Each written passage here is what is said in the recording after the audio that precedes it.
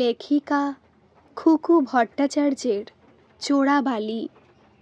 Ruby general hospital থেকে বেরোতেই আজ সৌনকের বেশ খানিকটা রাত হয়ে গেল। রাত প্রায় 9টা। রাতের অন্ধকারের জন্য আকাশের ঘন কালো মেঘের অস্তিত্ব বোঝা না গেলেও ঘন ঘন বিদ্যুতের চমক জানা দিচ্ছে কিছুক্ষণের মধ্যেই মুষলধারে বৃষ্টি নামবে। সারাদিনের গুমোট গরমের পর এই বৃষ্টি স্বস্তির হলেও সৌনক আজ ছাতা আনেনি, সুতরাং বাস থেকে নেমে বৃষ্টিতে ভেজার আশঙ্কা রয়েছে। তবে সৌনকের বৃষ্টিতে ভিজতে বেশ ভালোই লাগে, সেই ছোটবেলা থেকেই। এর জন্য মায়ের কাছে কম বকুনি খেতে হতো। স্কুলে ছাতা নিয়ে গেলেও বৃষ্টির দিনে বন্ধুদের সাথে ভিজতে ভিজতে বাড়ি ফেরার আনন্দই ছিল আলাদা। তারপর মায়ের বকুনি, দু একটা চড় চাপাটিও পড়তো পিঠে। রাতে যখন গলা খুসখুস নিয়ে ঘুমিয়ে পড়তো তখন অনুভব করত একজোড়া মায়া ভরা হাত দু পায়ের তলায় গরম তেল মালিশ করছে। ভাবতে ভাবতে কখন যে বাস স্ট্যান্ডে পৌঁছে গেছে। বেশি লোক নেই স্ট্যান্ডে। Doctor Sounak Chatterjee, Ruby general হসপিটালের অঙ্কোলজি ডিপার্টমেন্টের ফুল টাইম কনসালট্যান্ট ডক্টর। বয়স 30, 5 ফুট 8 ইঞ্চি লম্বা। গায়ের রং উজ্জ্বল শ্যামবর্ণ। এক মাথা কোকড়া চুলের সাথে চশমার আড়ালে দুটি বুদ্ধিদীপ্ত চোখ চেহারায় বয়সের তুলনায় একটা আলাদা ব্যক্তিত্ব এনেছে। বাড়িতে শুধু মা সুচরিতা দেবী। মায়ের মুখে শুনেছে তার যখন 2 বছর বয়স তখনই তার বাবা ক্যান্সারে আক্রান্ত হয়ে না ফেরার দেশে পাড়ি দিয়েছেন। সৌনকের ভাবনার মাঝে গন্তব্যের বাস এসে দাঁড়ালো। C14, মধ্যম গ্রাম থেকে টালিগঞ্জ। সৌনক থাকে কালীঘাটে, মনোহর পুকুর রোডে। রাসবিহারীর মোড়ে নেমে একটা স্টপেজ হেঁটেই বাড়ি ফেরে। যে কজন ছিল বাস স্টপে সবাই তাড়াতাড়ি বাসে উঠে পড়ল। বড় বড় বৃষ্টির ফোঁটা শুরু হয়ে গিয়েছে। লাস্ট বাস ফাঁকাই ছিল। বাসে উঠে একটা জানলার ধারে বসে পড়ল সৌনক। বাস চলতে শুরু করতেই মুষলধারে বৃষ্টি শুরু হলো। অগত্যা জানলা বন্ধ করে দিতে হলো। বাইরে অঝোরে বৃষ্টি পড়ছে, কিন্তু বাসের সব জানলা বন্ধ থাকার জন্য ভেতরে বেশ একটা গুমোট ভাব। সৌনক পকেট থেকে রুমাল বের করে মুখ গলা ঘাড় মুছতে মুছতে ভাবে, আচ্ছা মা কেন বলে সৌনকের বাবা চলে যাওয়াতে মা নাকি মুক্তি পেয়েছেন? বাবা বেঁচে থাকলে মা নাকি সৌনককে মানুষ করতে পারতেন না। অনেকবার জিজ্ঞেস করেও মায়ের মুখ থেকে একটা কথাও বের করতে পারেনি সৌনক। এমনও কি হয় যে বাবা বেঁচে থাকলে ছেলে মানুষ হতে পারে না? গড়িয়াহাটের মুখে বাস এসে গেছে। এখনো বৃষ্টি কমার কোনো লক্ষণ নেই। আজকেই ছাতাটা আনতে ভুলে গেল। মা হাতের কাছে দিয়ে দিলেও ব্যাগে ঢোকাতে ভুল হলো। এইবার বৃষ্টিতে ভিজে বাড়ি ঢুকলেই মায়ের বকবক শুরু হবে। কতদিন ধরে বলছি এবারে একটা গাড়ি কেন না, সেটা ওনার পছন্দ নয়। ওনার নাকি বাসে আসতেই ভালো লাগে। কত অচেনা মুখ, কত অজানা কথা কানে আসে। বলি কি লাভ এতে? 30 বছর বয়স হয়ে গেল, এখনো বিয়ে করার নামগন্ধ নেই। আমি কি চিরকাল এই সংসারের জোয়াল টেনে যাব? আমার কপালে ভগবান কোনোদিন সুখ লেখেননি। তখনকার দিনের বিয়ে পাশ ছিলাম, তাই প্রাইমারি স্কুলের চাকরিটা করতে পারছি। এই তো আর 5 বছর পর অবসর। কত কষ্ট করে তোর লেখাপড়া শেষ করিয়েছি। ডাক্তারি পড়াতে কম খরচা, নেহাত স্কলারশিপ পেতিস, আর তোর ছোট মামা কিছু সাহায্য করত। বিয়ের বয়স পেরিয়ে যাচ্ছে, সে খেয়াল আছে নাকি? এই যে স্কুলে টিচাররা মিলে গত বছর পুরী ঘুরে এলো, যেতে পারলাম আমি? এই বউ ঘরে থাকলে নিশ্চিন্তে জগন্নাথ দর্শন করে আসতে পারতাম। মোদ্দা কথা হলো বিয়ে। বিয়ের কথা যে একবারও মনে হয় না তা নয়। মেডিকেল কলেজের ব্যাচমেট সুতনুকার কথা মাঝে মাঝেই মনে পড়ে।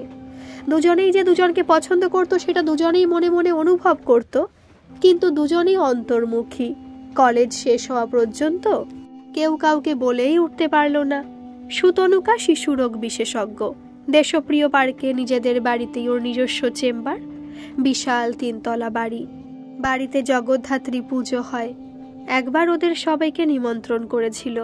গেছিল সৌনক বন্ধুদের সাথে। অভিজাত পরিবার।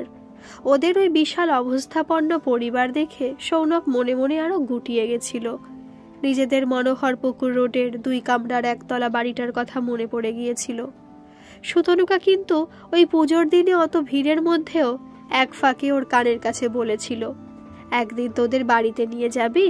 ওর চোখে এক অদ্ভুত ঘোরের দৃষ্টি দেখেছিল সেদিন সৌনক, কিন্তু নিয়ে যেতে পারেনি লজ্জায়। দেশপ্রিয় পার্ক ক্রস করলো বাস। অজান্তে প্রিয়া সিনেমা হলের দিকে চোখটা চলে গেল। প্রিয়া সিনেমা হল ধরে সোজা গেলে পার্ক শেষ হলেই বাঁদিকে যে রাস্তাটা চলে গেছে সেই রাস্তাতেই ডান দিকের 3 তলা বাড়িটা সুতনুকার। আর একটা স্টপ। কন্ডাক্টর রাসবিহারী বলাতে সৌনক উঠে গেটের কাছে চলে যায়। বাইরে বৃষ্টি সমান তালে পড়ে চলেছে, তবে বেগটা একটু কমেছে। বাস থেকে নেমেই মাথায় রুমালটা দিয়ে একটা বন্ধ দোকানের শেডের তলায় গিয়ে দাঁড়ায়। বাস ততক্ষণে বাঁদিকে টার্ন নিয়েছে টালিগঞ্জ অভিমুখে। মিনিট 10 দাঁড়াবার পরেও যখন বৃষ্টি থামার নাম নেই, তখন উপায় না দেখে রাস্তা ক্রস করে ডান দিকে কালীঘাটের দিকে হাঁটা লাগায়। ভিজে প্রায় চুপচুপ। এমন সময়ে একটা খালি হাত টানা রিক্সা দেখে সৌনক যেন হাতে চাঁদ পায়। প্রায় 3 গুণ ভাড়া দিয়ে উঠতে যাবে, হঠাৎ বিদ্যুতের ঝলকে দেখতে পায় একটি মেয়ে লাইট পোস্টের তলায় দাঁড়িয়ে রয়েছে। সর্বাঙ্গ ভিজে একসা, কোনো দিকে খেয়াল নেই, উদাস নয়নে বৃষ্টির দিকে তাকিয়ে। মেয়েটি কি কাঁদছে? যদিও বা কাঁদে, তাহলে সেটা তো বৃষ্টির জলের সাথে রাস্তা দিয়ে বয়ে যাচ্ছে। সৌনক রিক্সাওয়ালাকে বলল ওনাকে জিজ্ঞেস করতে উনি কোথায় যাবেন। যদি ওর পথে পড়ে তাহলে নামিয়ে দেবে। রিক্সাওয়ালা সঙ্গে সঙ্গে মাথা নাড়িয়ে বলল, ও औरत अच्छा नहीं है, आप उठिए लेकिन मैं चला जाता हूँ। সৌনক খানিকটা দ্বিধাগ্রস্ত মন নিয়ে রিক্সায় উঠে বসলো। রিক্সাওয়ালা সামনের পর্দাটা টেনে দিল। টুং টুং আওয়াজ করে রিক্সা চলছে, আর সৌনকের হৃদয়ও যেন একটা সেতারের তারে টুংটাং আওয়াজ বাজছে। এমন দেবী প্রতিমার মতো মুখের মেয়ে কি করে ভালো হয় না? সারাটা রাস্তা শুধু মেয়েটির মুখটাই সৌনকের হৃদয়ে ভেসে বেড়াচ্ছে। আগে আ, রিক্সাওয়ালা ডাকে। সৌনক সম্বিত ফিরে পায়। ভাড়া মিটিয়ে রিক্সা থেকে নেমেই দেখে মা গ্রিলের গেট খুলে দাঁড়িয়ে আছেন। ভেতরে ঢুকতে না ঢুকতেই মায়ের অভিযোগ শুরু হয়ে যায়। সুচরিতা গরম জল আগেই করে রেখেছিলেন। সৌনক ভিজে জামা কাপড় ছেড়ে তোয়ালে নিয়ে বাথরুমে ঢুকে যায়। গরম জলে স্নান করে শরীরটা একটু ফ্রেশ লাগে। দেরি না করে একবারে রাতের খাবার খেয়ে নিজের ঘরে ঢুকে বিছানায় শুয়ে পড়ে। খুব ক্লান্ত লাগছিল শরীরটা, প্রায় ঘুমিয়ে পড়েছিল। হঠাৎ অনুভব করে পায়ের তলায় একজোড়া মায়া ভরা হাত গরম তেল মালিশ করে চলেছে। ঘুম জড়ানো কণ্ঠে সৌনক বলে, মা, একটা দেবী প্রতিমা লাইট পোস্টের তলায় বৃষ্টির জলে ভিজছে, গলে যাবে না তো মা? ক্লান্ত থাকা সত্ত্বেও সারা রাত সৌনকের ভালো করে ঘুম হলো না। ভোরের দিকে হালকা ঘুমের মধ্যেই স্বপ্ন দেখল লাইট পোস্টের তলায় এক দেবী মূর্তিকে কে যেন ফেলে রেখে গেছে। অঝরে বৃষ্টি পড়ছে। মূর্তির চোখ, নাক, ঠোঁট আস্তে আস্তে সব গলে যাচ্ছে। দেবী রাস্তায় বৃষ্টির জলের সঙ্গে ধুয়ে চলে যাচ্ছে কালীঘাটের আদি গঙ্গার দিকে। সৌনক চিৎকার করে ওঠে, কিছুতেই না দেবী, আমি তোমায় কিছুতেই ভেসে যেতে দেব না। ঘুম থেকে উঠে বসে সৌনক। সারা গা ঘামে ভিজে জব জব করছে। বিছানার পাশে টেবিল থেকে জলের বোতলটা নিয়ে ঢক ঢক করে প্রায় পুরো বোতলটাই শেষ করে ফেলে।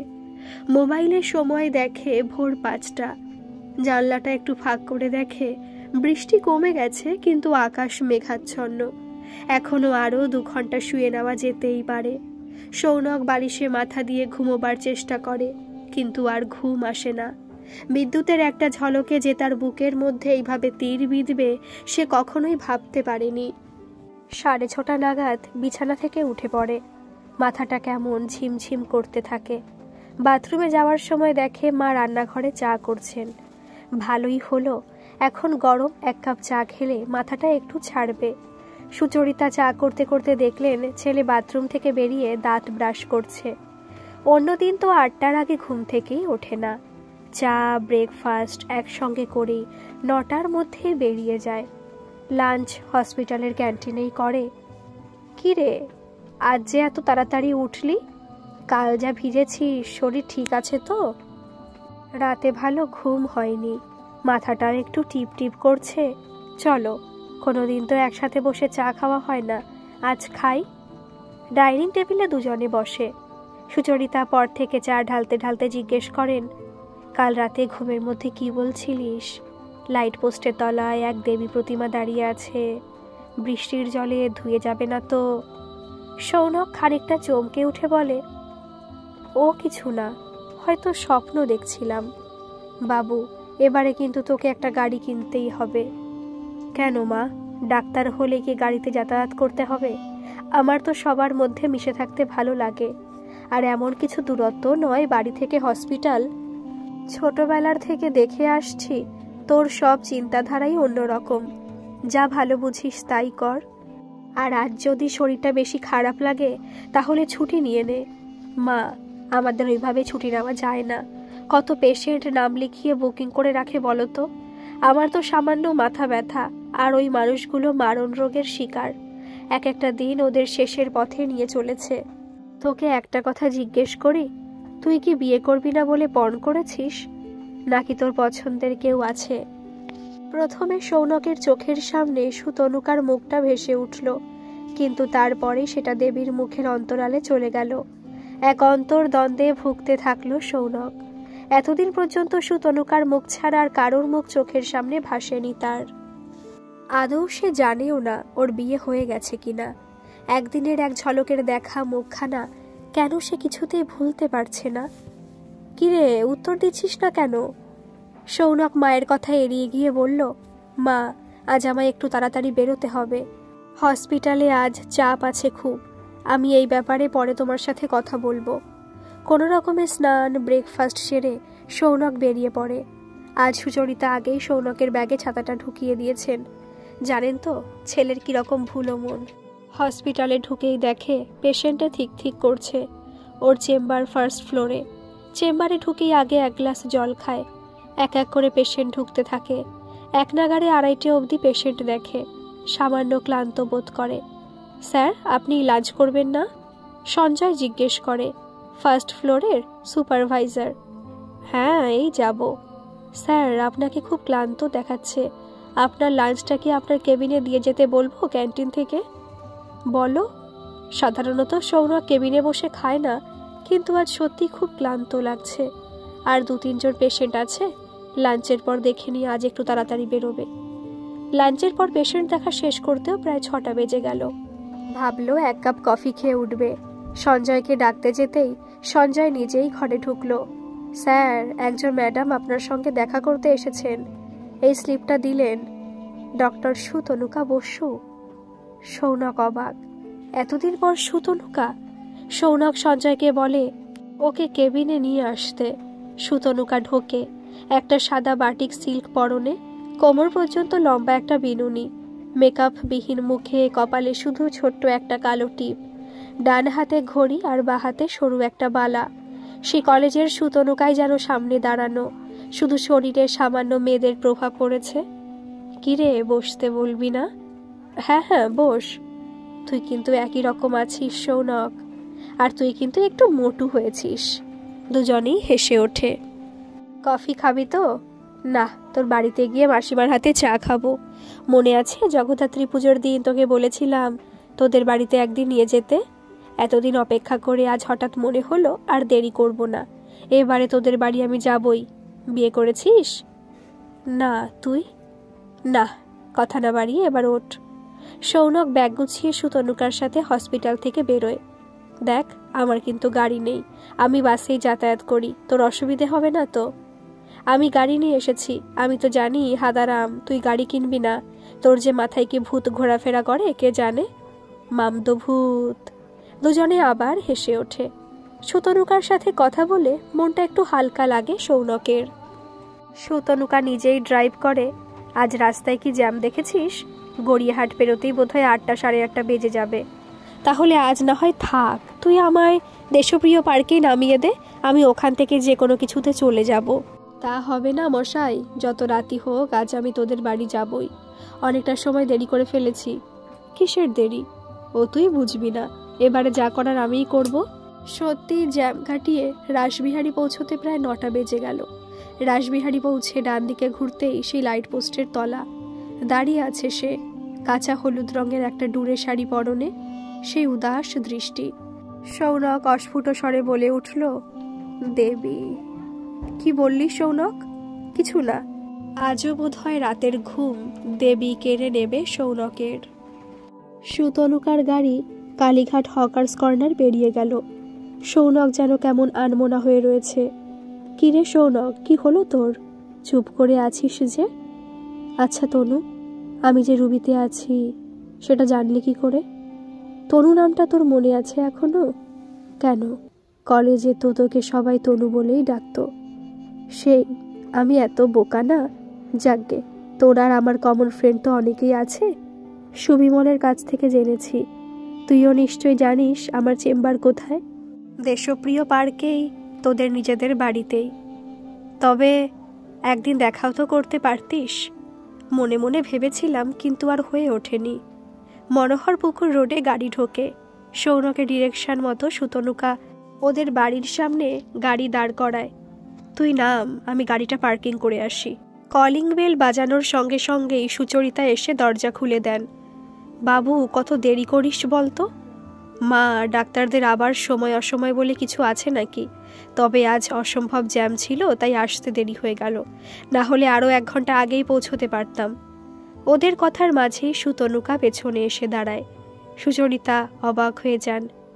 কে বাবু? মাসিমা, আমি সুতনুকা বসু, সৌনকের ব্যাচমেট। এখন আমি বাচ্চাদের ডাক্তার। অনেকদিন আগে সৌনককে একবার বলেছিলাম আপনাদের বাড়িতে নিয়ে আসতে, কিন্তু আনেনি। তাই ভাবলাম আজ নিজেই আমি যাই।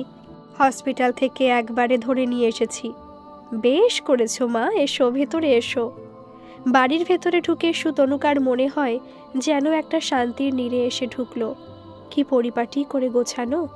বারান্দা দিয়ে ঢুকে সৌনকের মায়ের ঘর।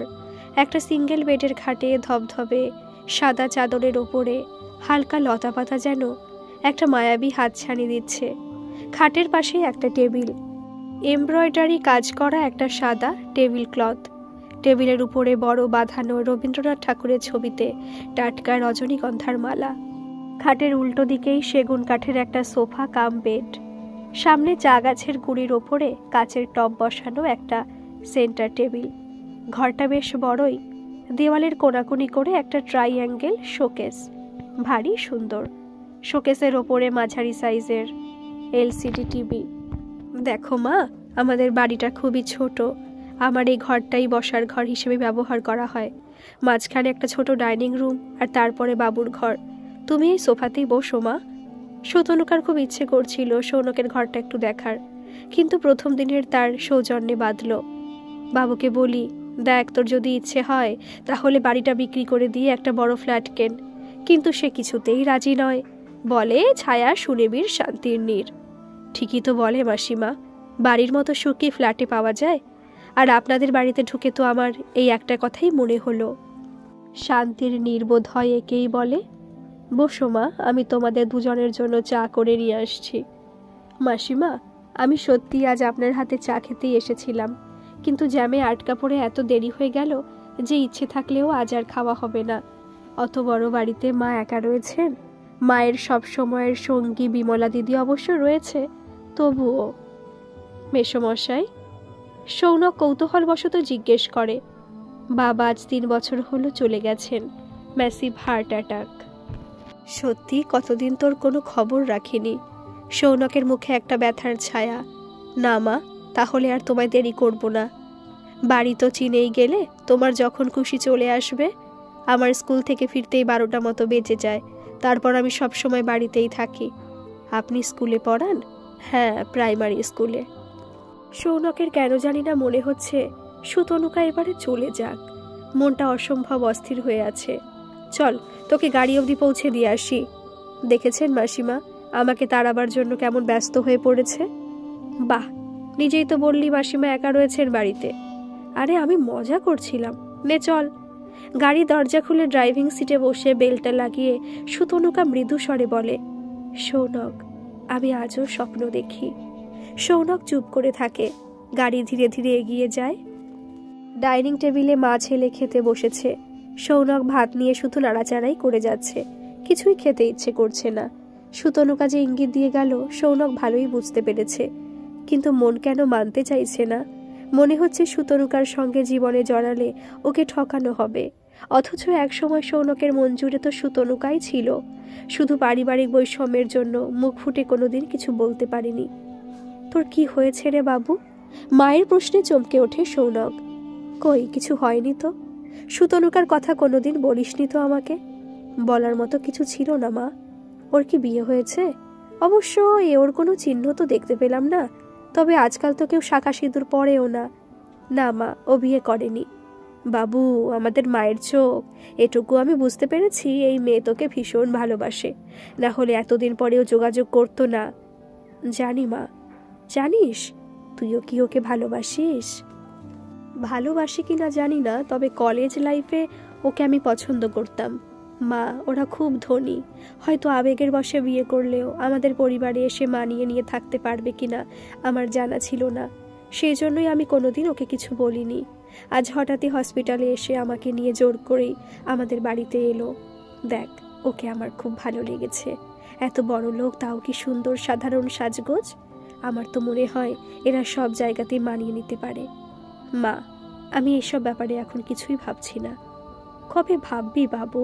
আমি একেবারে পরপারে চলে যাওয়ার পর? অশুভ কথা বলো না মা, তুমি ভালো করেই জানো এই পৃথিবীতে তুমি ছাড়া আমার আর কেউ নেই।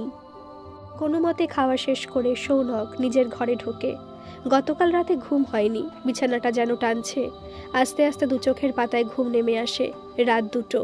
সৌনকের ঘুম ভেঙে যায়। সেই এক স্বপ্ন, লাইট পোস্টের তলায় দেবী প্রতিমা দাঁড়িয়ে আছে। বৃষ্টির জলে আস্তে আস্তে গলতে গলতে রাস্তার বহমান জলের সাথে মিশে যাচ্ছে। সৌনক মাথার চুলগুলো চেপে ধরে। আমি কি পাগল হয়ে যাচ্ছি? খাটের পাশে টেবিল থেকে জলের বোতল নিয়ে 1 বোতল জল নিমেষে শেষ করে ফেলে। ঘরে পায়চারি করতে করতে চিন্তা করে, ওই মেয়ে রোজ লাইট পোস্টের তলায় দাঁড়িয়ে থাকে কেন? তাহলে সেদিন রিক্সাওয়ালা যা বলেছিল সেটাই কি ঠিক? ও নিজের পেশার জন্য দাঁড়িয়ে থাকে? সৌনকের মন কিছুতেই মানতে চায় না। অমন দেবী প্রতিমা সবার জন্য নয়।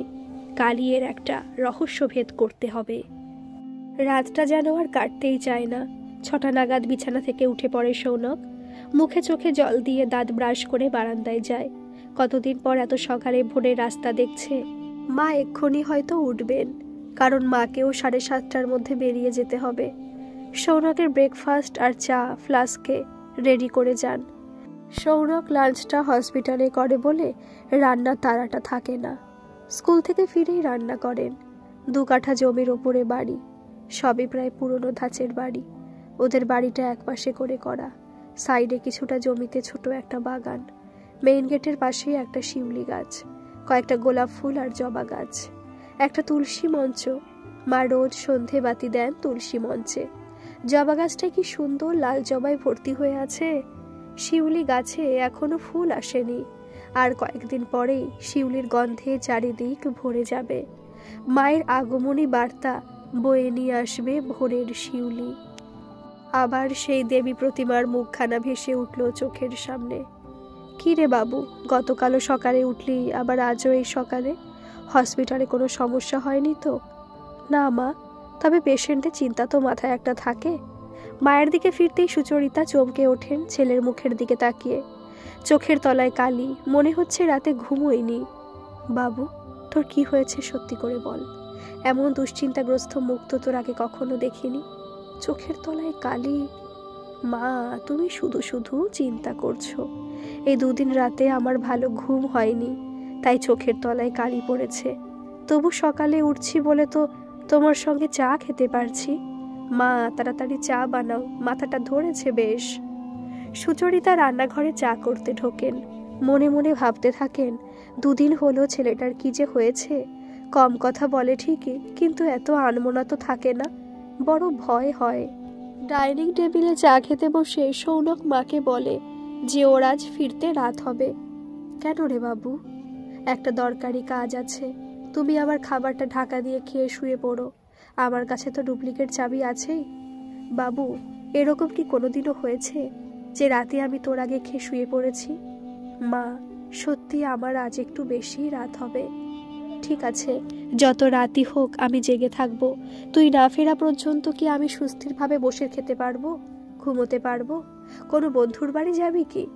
ধরে নাও সেই রকমই। সুচরিতা মনে মনে কল্পনা করেন ছেলে হয়তো সুতনুকাদের বাড়ি যাবে। কোনো মতে ব্রেকফাস্ট সেরে সৌনক বাড়ি থেকে বেরোয়। হসপিটালে পৌঁছতে আজ ওর একটু লেট হয়ে যায়, সাধারণত যেটা হয় না। এক গ্লাস জল খেয়ে পেশেন্ট দেখতে শুরু করে। এক এক সময় ভাবে, এত মানুষ এই মারণ রোগের শিকার, তবুও মানুষের মধ্যে সচেতনতা আসবে না। সৌনক একজন কনসালটেন্ট, তাকে সব সময় খুব সতর্ক থাকতে হয় রোগ নির্ণয়ের ব্যাপারে এবং কোন পদ্ধতিতে চিকিৎসা চলবে। খুব অল্প বয়সেই ও মেডিকেল অঙ্কোলজি কনসালটেন্ট হয়েছে। ওর সহানুভূতিপূর্ণ ব্যবহার রোগীদের মনে এক আস্থা এনে দেয়। আজও রাত 8টার আগে বেরোতে পারল না। আশ্চর্য, হসপিটালে যতক্ষণ থাকে ততক্ষণ কিন্তু সৌনক বহির্জগৎ থেকে যেন বিচ্ছিন্ন থাকে সম্পূর্ণভাবে। বাসস্টপে এসে খোলা হাওয়ায় সৌনকের চোখের পাতায় ঘুমের আমেজ আসে। ইচ্ছে করছে সোজা বাড়িতে গিয়ে বিছানায় শুয়ে পড়ে, কিন্তু না, আজ ওকে যেভাবেই হোক দেবীর পরিচয় জানতেই হবে। বাস এসে গেছে। সৌনক বাসে উঠে জানলার ধারে বসে। বুকটার মধ্যে কেমন যেন একটা ধড়ফড় করছে। সেদিনের রিক্সাওয়ালার কথাই যদি সত্যি হয়, তাহলে সে কি করবে? সুতনুকাকে সে পছন্দ করত, কিন্তু ভালোবাসা বোধ হয় অন্য জিনিস, যেটা দেবীকে এক মুহূর্ত দেখেই ওর মনে হয়েছে দেবী যেন ওর জন্যই অপেক্ষা করে আছে। আচ্ছা, ওর আসল নাম কি? দেবী তোর নিজের দেওয়া নাম। কন্ডাক্টর রাসবিহারী হাঁক পারতেই সৌনক তাড়াতাড়ি গেটের দিকে এগিয়ে যায়। বাস থেকে নেমে রাস্তা ক্রস করে ডান দিকে কালীঘাটের দিকে এগোতে থাকে। ওই তো আলো আধারিতে ঘেরা লাইট পোস্টের তলায় দাঁড়িয়ে আছে দেবী। সামনে একজন লোকের সাথে কথা বলছে। লোকটা ওকে কিছু একটা বোঝাবার চেষ্টা করছে। সৌনক ওদের ক্রস করে একটু এগিয়ে যাওয়ার সময় শোনে দেবী বলছে, বললাম তো এটাই আমার রেট, এর কমে হবে না। সৌনক একটু দূরে একটা সিগারেটের দোকানের সামনে দাঁড়ায়। সিগারেটও খায় না, কিন্তু আজ একটা কিনলো। গলার কাছে কেমন একটা কান্না দলা পাকিয়ে রয়েছে। এমন সুন্দর রিনরিনে কণ্ঠস্বরে কি বেমানান কথা। দেবী একাই এগিয়ে আসছে। রাস্তার দিকে তাকিয়ে হাঁটতে হাঁটতে সৌনককে পেরিয়ে গেল। সৌনক একটু দূরত্ব রেখে দেবীর পিছু নিল। কালীঘাটের রাস্তা ধরে এগিয়ে যেতে থাকে দেবী। বেশ কিছুক্ষণ হাঁটার পর কালীঘাটের আদি গঙ্গা, যেটা এখন একটা খালের মতো সরু হয়ে গেছে, সেখানে গিয়ে দাঁড়ালো। গঙ্গার দিকে খানিকক্ষণ তাকিয়ে রইল। তারপর গঙ্গার ধারে পরপর কয়েকটা ঘুপচি ঘরের একটাতে ঢুকে গেল। সৌনকও কিছুটা সাহস বুকে করে ঘরটার বাইরে গিয়ে দাঁড়ায়। ভেতরে তখন এক বাজখাই মহিলার গলা, কিরে পোড়ামুখী, আজও একটা খদ্দের ধরে আনতে পারলি না? 7 দিন ধরে তোকে বসে বসে খাওয়াচ্ছি, কি করব, খদ্দের পাচ্ছি না তো। পাচ্ছিস না নাকি ইচ্ছে করে আনছিস না? এখানে কেউ সতীত্ব ধুয়ে জল খেতে আসে না, বুঝলি? নগদ 10,000 টাকা গুনে তোর জামাইবাবুর হাতে দিয়েছি। আর ঠিক 2 দিন দেখব, তারপর তো চুলের মুঠি এইভাবে ধরে বের করে দেব। একবার এই পল্লীতে ঢুকেছিস, দেখব কোন সতীর পো তোকে ঘরে নেয়। আর তোর জামাইবাবুর কপালে আরও দুঃখ আছে। উফ মাসি, চুলটা ছাড়ো, ভীষণ লাগছে। সৌনক আর সহ্য করতে পারে না। আস্তে আস্তে ওখান থেকে ফিরে যেতে থাকে। কিভাবে রক্ষা করবে দেবীকে? বাড়ি ঢুকতে 12টা বেজে যায়। ডুপ্লিকেট চাবি দিয়ে দরজা খুলে প্রথমে মায়ের ঘরে ঢুকতে হয়। সুচরিতা লাইট নিভিয়ে খাটের ওপরে বসেছিলেন। সৌনক ভাবল মা বোধহয় ঘুমিয়ে পড়েছেন। মায়ের ঘরের দরজা খুলে বেরোতে যাবে। বাবু, লাইটটা জ্বালা। তুমি এখনো ঘুমোওনি? কোথায় গিয়েছিলি তুই? গেছিলাম এক জায়গায় মা। সুতনুকা এসেছিল। সে কি, ও তো কালকেই এসেছিল। যে মেয়ে 2 দিন পর পর আসতে পারে, তার নিশ্চয়ই কিছু কথা আছে বলার। আমাকে ওর ফোন নম্বর দিয়ে গেছে। তোকে একবার যোগাযোগ করতে বলেছে। এতদিনের জীবনে তুই যা করিসনি, আজ তুই তাই করলি। রাত 12টা বাজালি। আমি জানি না তুই কোথায় গিয়েছিলি, তবে আমার বুকের মধ্যে কেন জানি না একটা অজানার ভয় বাসা বাঁধছে। রাত 12টা বেজে গেছে। সুচরিতা বা সৌনক কোনোদিনই এত রাত করে খায় না, তাই খাবার টেবিলে বসে দুজনেই সামান্য কিছু খাবার নিল। অন্যদিন খেতে বসে অনেক গল্প করে। সুচরিতা ওর স্কুলের বাচ্চাদের দুষ্টুমির গল্প করেন। সৌনক ওর হসপিটালের কোনো ক্রিটিক্যাল পেশেন্ট এলে তার কথা বলে। কিন্তু আজ দুজনেই চুপচাপ। সৌনক এক অন্তর্দ্বন্দ্বে ভুগছে। ও কি ঠিক কাজ করছে? মায়ের চিন্তাগ্রস্ত মুখটা দেখে একবার মনে হচ্ছে না, নিজেকে কন্ট্রোল করতে হবে। মাকে দুঃখ দেওয়ার কোনো অধিকার তার নেই। অনেক কষ্ট করে মা ওকে এই পর্যন্ত নিয়ে এসেছেন। কোনোদিন কোনো শখ শৌখিনতা করতে দেখেনি মাকে। কিন্তু দেবীর মুখখানা মানসপটে ভেসে উঠলেই কেমন যেন দুর্বল হয়ে পড়ছে। এ কি বিচিত্র খেলায় ঈশ্বর ওকে জড়ালেন। খাওয়া শেষ হলে সৌনক নিজের ঘরে ঢোকে। সুচরিতা টেবিল গুছিয়ে বাথরুমে ঢোকেন। মনে হচ্ছে আজ একটু গায়ে জল ঢালতে হবে। ভীষণ অস্থির লাগছে শরীরটা। দুমগ জল ঢেলে মনের অশান্তিটাকে ধোয়ার চেষ্টা করলেও বিছানায় গা দিয়ে আর দু চোখের পাতা এক করতে পারেন না। 23 বছরের সুচরিতা, সবে গ্র্যাজুয়েশন কমপ্লিট করেছেন। অসম্ভব ভালো গান করতেন, বিশেষ করে রবীন্দ্রসঙ্গীত। অথচ সেই রকম তালিম কারোর কাছে থেকে শেখেনি। আধুনিক গানও ওর কণ্ঠে সমান তালে সুরে খেলত। এ যেন ঈশ্বরের আশীর্বাদ। বর্ধমানের মেমারিতে বাড়ি। বাড়ি থেকে বিয়ের কথাবার্তা চলছে। কাগজ দেখে সম্বন্ধ ঠিক হয়। পাত্র কলকাতার কালীঘাটের মনোহরপুকুর রোডের বাসিন্দা। নিজেদের একতলা বাড়ি। পাত্রে শুধু মা আছেন। পাত্র অরিন্দম চ্যাটার্জি, একটা বেসরকারি অফিসের অ্যাকাউন্টেন্ট। মাইনেপত্তর ভালোই। যেদিন অরিন্দম এক বন্ধু নিয়ে সুচরিতাকে দেখতে এসেছিলেন, এক দেখাতেই পছন্দ করে ফেলেছিলেন। খুব সুন্দরী না হলেও একটা আলগা শ্রী ছিল সুচরিতার। তার ওপর সুচরিতার কণ্ঠে গান শুনে সেই দিনই পাকা কথা দিয়ে এসেছিলেন। সুচরিতার বাবা অবশ্য বলেছিলেন তিনি আগে কলকাতায় যাবেন এবং অরিন্দমের মায়ের সাথে কথা বলে তবেই ডেট ফাইনাল করবেন। একটা মাত্র মেয়ে, সব দিক দেখে শুনে না নিয়ে তিনি এগোবেন না। খোঁজ খবর নিয়ে বিয়ে হয়ে গেল সুচরিতার। অরিন্দমের বাবা ছিলেন না, তাই পাড়ারই এক কাকিমা সুচরিতাকে বরণ করেছিলেন। অরিন্দমের আত্মীয় স্বজন বলতেও সেই রকম কেউ নেই, বা থাকলেও হয়তো যোগাযোগ ছিল না। আত্মীয়র মধ্যে এক বিধবা পিসি শাশুড়ি আর দুজন পিস্তুত দেওর এসেছিল। মোটামুটি পাড়ার লোকজন, অরিন্দমের অফিসের কলিগ আর ব্যক্তিগত 4-5 জন বন্ধু নিয়ে বৌভাতের অনুষ্ঠান সম্পন্ন হয়েছিল। অত দূর বলে সুচরিতার বাবা মাও আসতে পারেননি। ফুলসজ্জার রাত। অরিন্দমের বন্ধুরাই খাট ফুল দিয়ে সাজিয়ে দিয়েছিল। দুরু দুরু বুকে সুচরিতা খাটের উপরে বসেছিলেন।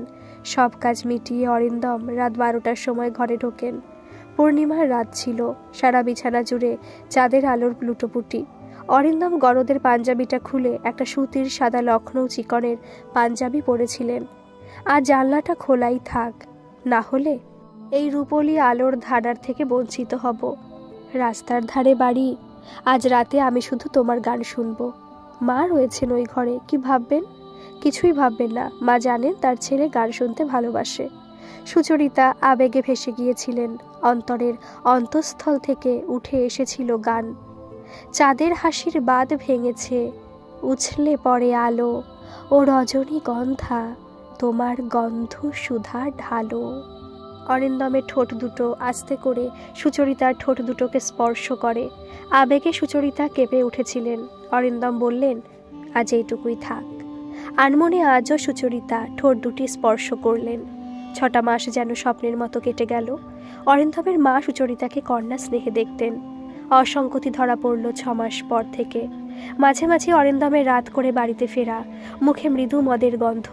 সুচরিতা জিজ্ঞেস করলে বলতেন, অফিস পার্টিতে ওরকম একটু আধটু ড্রিঙ্কস নিতেই হয়। অফিস পার্টি কি এত ঘন ঘন হয়? সুচরিতা জিজ্ঞেস করলে বলতেন, অফিসের ব্যাপারে নাক না গলাতে। সুচরিতা চুপ করে যেতেন। মনের মধ্যে একটা ভয় সবসময় কুড়ে কুড়ে খেত। বিয়ের তখন প্রায় 1 বছর 2 মাস।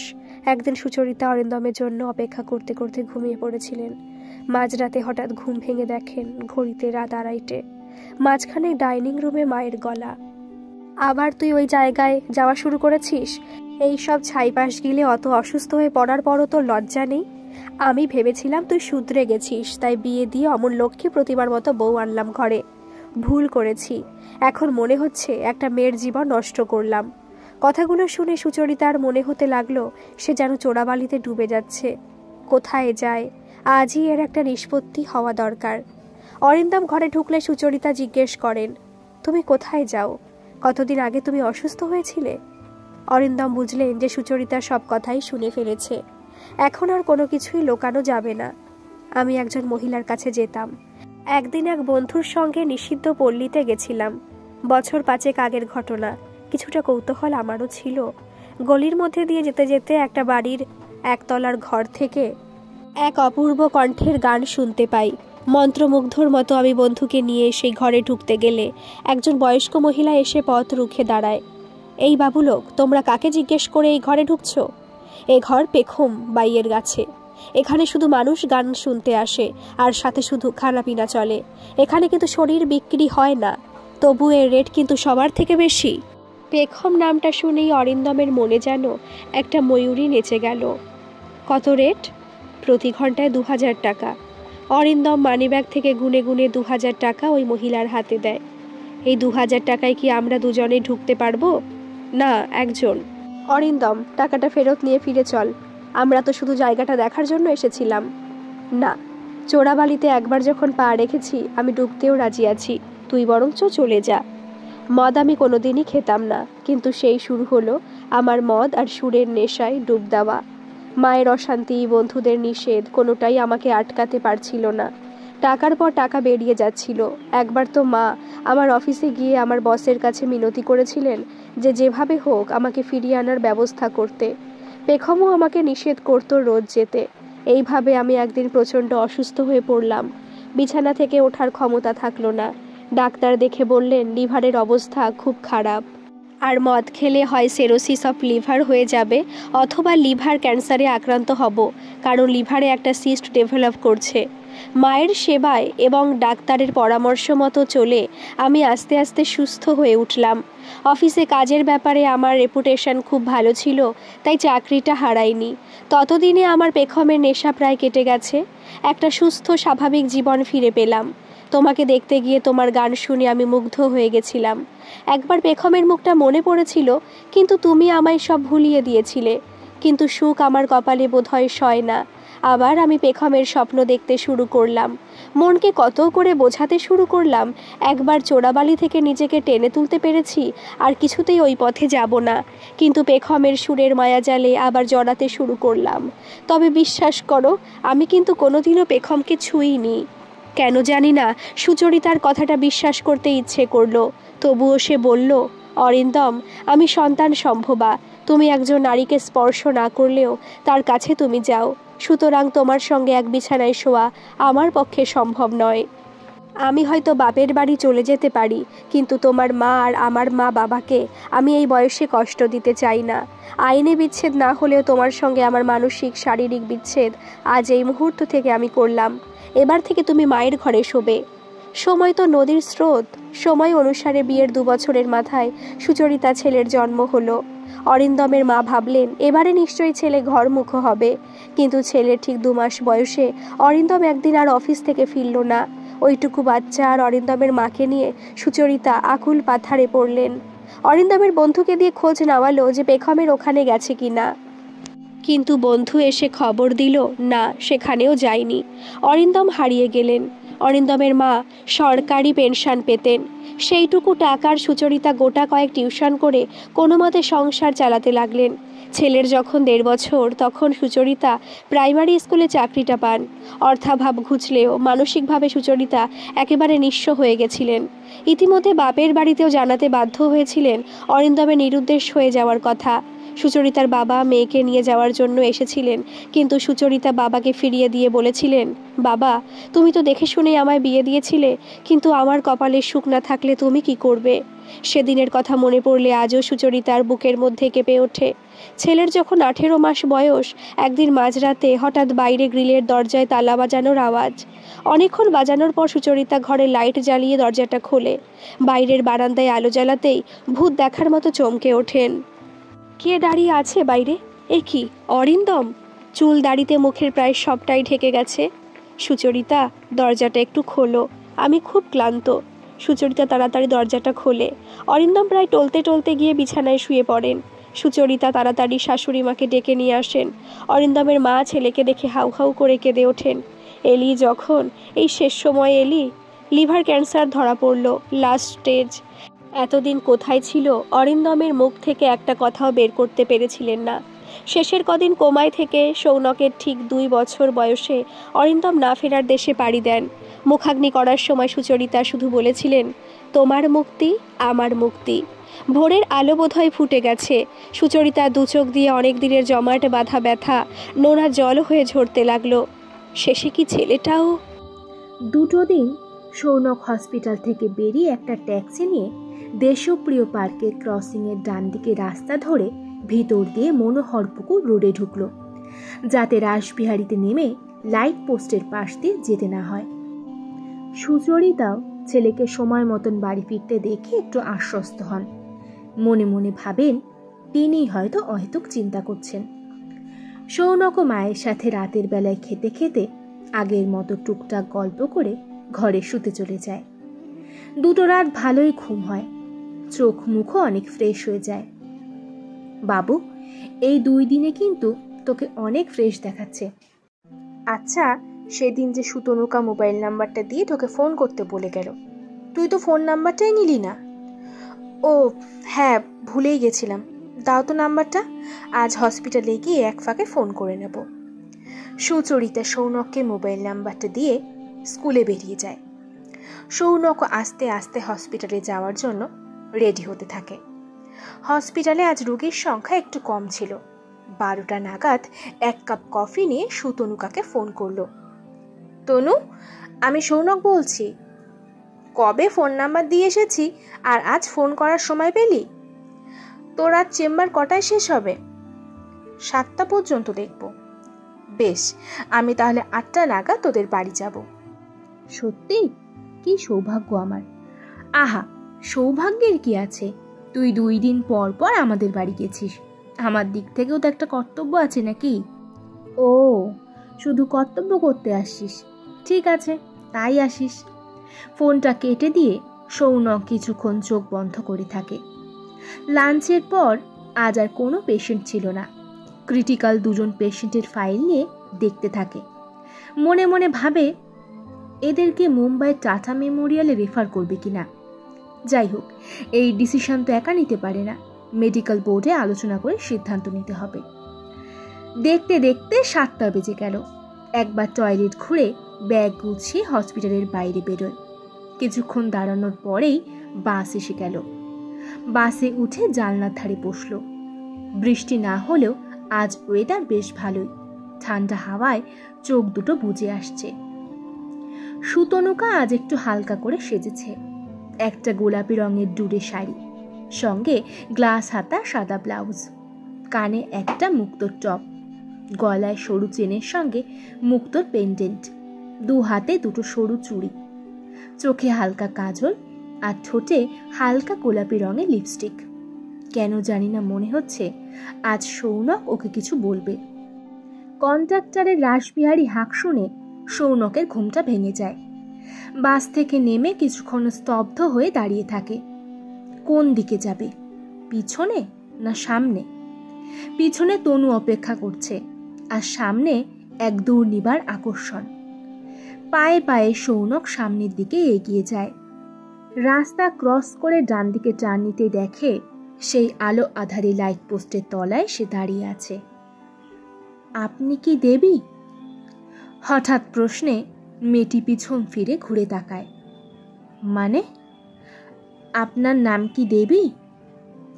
কোনোদিন শুনেছেন কি কোনো বেশ্যার নাম দেবী হয়? আপনার সঙ্গে আমার কিছু কথা আছে। শুধু কথা? হি হি করে হেসে ওঠে মেয়ে। হ্যাঁ, শুধুই কথা, তবে আপনার ঘরে যাব না, এই দিকেই কোনো রেস্টুরেন্টে বসবো। শুধু কথাতেও কিন্তু একটা রেট আছে। দাঁড়ান বাবু, মাসিকে আগে জিজ্ঞেস করিনি। মেয়েটি ফোন বের করে মাসির সঙ্গে কথা বলে জিজ্ঞেস করে কতক্ষণ লাগবে। ধরো ঘন্টাখানেক। এই দেখো, তুমি বলে ফেললাম। বেশ করেছেন, আমি তো বয়সে আপনার থেকে অনেক ছোট। দেখুন, আপনাকে না আমার ঠিক খদ্দের বলে মনে হচ্ছে না। আপনি আবার পুলিশের লোক নয় তো? সৌনক হেসে ফেলে। না না, আমি পুলিশের লোক নয়, আমি একজন ডাক্তার। ওরা রাসবিহারী ক্রসিং থেকে ডান দিকে খিদিরপুরের দিকে একটু এগিয়ে একটা ছোট রেস্টুরেন্টে ঢোকে। একেবারেই ছোট, গোটা কয়েক টেবিল চেয়ার আর পর্দা ঢাকা 2টো কেবিন। ওরা একটা কেবিনে ঢোকে। সৌনক আগে ঢুকে বেঞ্চে বসতেই মেয়েটি পাশে বসতে যায়। না, তুমি ওই দিকের বেঞ্চে বসো। বেয়ারা ঢুকলে সামান্য কিছু খাবার অর্ডার দিয়ে সৌনক মেয়েটির মুখের দিকে ভালো করে তাকায়। এ কি, এ যে একটা সদ্য পদ্মের কুড়ি। সৌনকের মনে হচ্ছে মেয়েটিকে কুঁয়ারি পুজোর আসনে বসে পুজো করতে। নিজের মনে যে পাপ ঢুকেছিল, মনে হচ্ছে এক্ষুনি মেয়েটির পায়ে নিবেদন করে ধিক্কার দিতে ইচ্ছা করছে নিজেকে। কি হলো, আপনি কি কথা বলবেন বলছিলেন? ও হ্যাঁ, তোমার আসল নাম কি? আমার নাম দেবিকা। তাহলে তোমাকে দেবী বলে ডেকে কিছু তো ভুল করিনি। তুমি এই জায়গায় এলে কি করে? থাকো কোথায়? আমি বসিরহাটের অনেকটা ভিতরে থাকি। আমার বয়স 19। এইবারে উচ্চ মাধ্যমিক দিয়ে ভালোভাবে পাশ করেছি। আমার এক পাড়াতুত জামাইবাবু কলকাতার কলেজে ভর্তি করিয়ে দেওয়ার নাম করে এখানে নিয়ে এসে ওই মাসির কাছে বিক্রি করে দেয়। তারপর থেকে আর জামাইবাবু আসেনি। আজ 10 দিন হলো এসেছি। ইচ্ছে করেই আমি কোনো খদ্দের জোগাড় করিনি। এমন হাই রেট বলেছি যে কেউই রাজি হয়নি। আর তার ফলে প্রতিদিন চুলের মুঠি ধরে লাঠির বাড়ি খেয়েছি। আমি মরে যাব, তবু ভালো আমি নিজেকে অপবিত্র করব না। সৌনক মনে মনে ভাবে, সে তো নিজের চোখেই দেখে এসেছে। তুমি ভালোভাবে বাঁচতে চাও তো? কে বাঁচাবে আমায়? আমি তোমার বাঁচার ব্যবস্থা করব। সৌনক পকেট থেকে মোবাইল বের করে সুবিমলকে ফোন করে। সুবিমল সোশ্যাল ওয়ার্ক করে, খিদিরপুরেই থাকে। কিরে ভাই, এত রাতে ফোন? সৌনক রেস্টুরেন্টে ডিরেকশন দিয়ে বলে, জরুরি দরকার, তুই তোর বউকে নিয়ে এক্ষুনি চলে আয়। সুবিমল আর কোনো প্রশ্ন করে না, জানে সৌনক খুব সিরিয়াস টাইপের ছেলে, নিশ্চয়ই কোনো অসুবিধায় পড়েছে। 8 ঘন্টার মধ্যেই সুবিমল ওর বউকে নিয়ে এসে হাজির হয়। সৌনক রেস্টুরেন্টের বাইরেই দাঁড়িয়েছিল। সুবিমলের হাত দুটো ধরে বলে, সুবিমল, একটা নিষ্পাপ মেয়েকে বাঁচাতে হবে।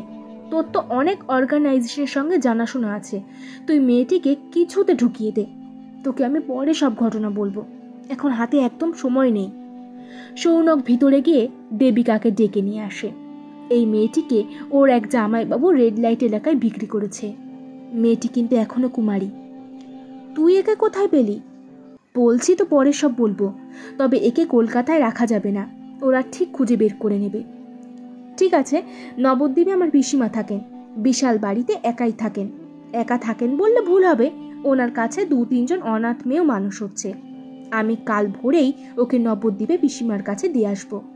আশা করি ওখানেও ভালোই থাকবে। সৌনক আনন্দে সুবিমলকে জড়িয়ে ধরে। যাও বোন, এই দাদার সঙ্গে যাও, ভালোভাবে বাঁচো।